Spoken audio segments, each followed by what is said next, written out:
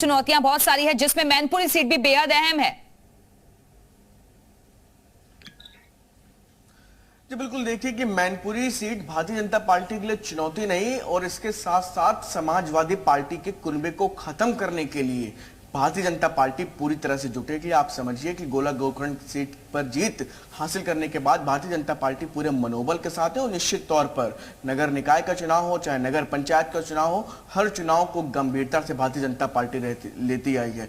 गोला विधानसभा सीट के चुनाव की अगर हम बात करें, उपचुनाव की बात करें, तो उस सीट पर एक एक दिन में करीब 5 से 6 से अधिक मंत्री उस सीट पर प्रचार के लिए जाते थे। तो वहीं अगर समाजवादी पार्टी उस दौरान अपने तमाम पदाधिकारियों को भेजने का काम करती थी, लेकिन अब मैनपुरी और इन सीटों पर निश्चित तौर पर भारतीय जनता पार्टी एक बड़ी रणनीति के साथ और एक ऐसे प्रत्याशी के साथ उस सीट पर दावेदारी करेगी जिससे कि निश्चित तौर पर समाजवादी पार्टी के कुनबे में खलबली मचेगी। अब देखना यह होगा कि आखिर किन तैयारियों के साथ और किस राजनीतिक कूटनीति के तहत भारतीय जनता पार्टी अपना प्रत्याशी चुनती है जिससे कि समाजवादी पार्टी की मुश्किलें बढ़े। बिल्कुल, और सबसे बड़ी बात यही कि कौन प्रत्याशी यहां पर उतरेंगे, क्योंकि दोनों ही पार्टी के लिए नाक का सवाल इस वक्त ये सीट अब बनी हुई है।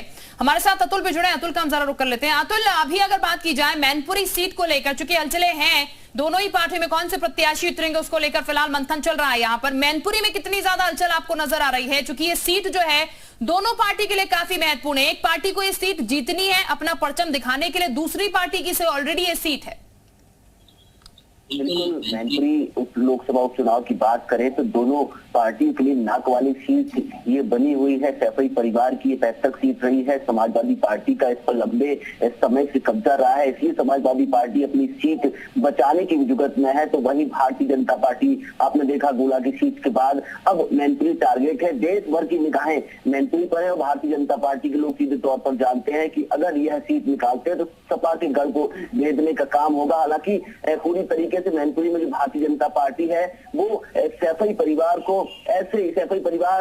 को हराने वाले ऐसे चेहरे की तलाश कर रही है। लगातार प्रत्याशी जो हैं वो भारतीय जनता पार्टी में मंथन चल रहा है। 4 से 5 चेहरे हैं, उन पर लगातार मंथन चल रहा है, क्योंकि ये मैनपुरी की जो सीट मानी जाती है यह यादव बाहुल्य सीट है। 1 नंबर पर यहाँ यादव मतदाता है, दूसरे नंबर पर शाक्य मतदाता आता है। तो पिछड़ों पर दांव भी भारतीय जनता पार्टी खेल सकती है और भारतीय जनता पार्टी के पास 4 से 5 नाम पिछड़े जाति के हैं। अगर सवर्ण की बात करें, सवर्ण अगर दांव खेलती है तो एक क्षत्रिय। ठीक है अतुल, आप बने रहिएगा, वापस आते हैं आपके पास और शुभम के पास चलते हैं। शुभम, क्योंकि एक तरफ समाजवादी पार्टी में तो मंथन चल रहा है, लेकिन दूसरी तरफ बीजेपी की अगर हम बात करें तो वो भी सारे समीकरणों को देखते ही प्रत्याशी के नाम का ऐलान करेगी यहाँ।